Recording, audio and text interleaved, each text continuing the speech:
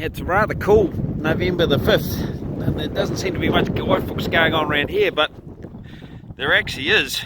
When you look at this pasture here, I've got a plot here where we've actually added we've had 1 year more of the application of silica sands, volcanic sands, and the results really are quite staggering.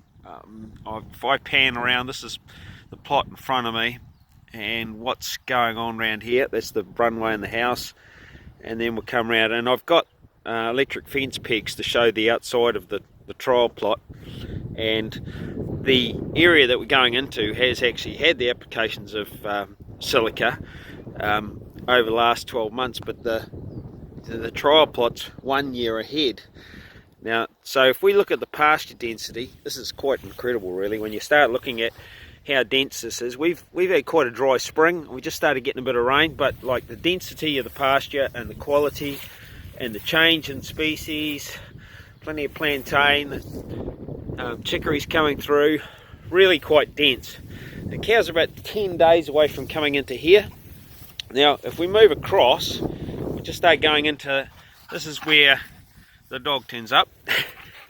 This is where we're going into, where we've done 1 year's trial now, and this has improved remarkably.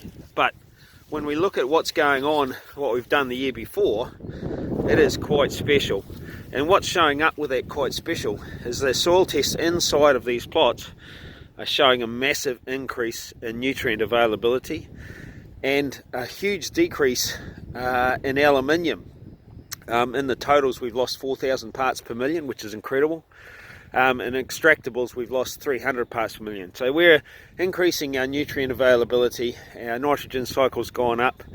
The total nutrient availability to the plant has increased dramatically, and it's showing. And so here's from using volcanic sands to get this result. Now, I have trialled it elsewhere, and without doing other things to go with it and getting your biology right and other mineralogy, you won't get the same result. But it just does show quite remarkably how something that's not tested in agriculture and there hasn't been enough trial work done on it is having such a huge result.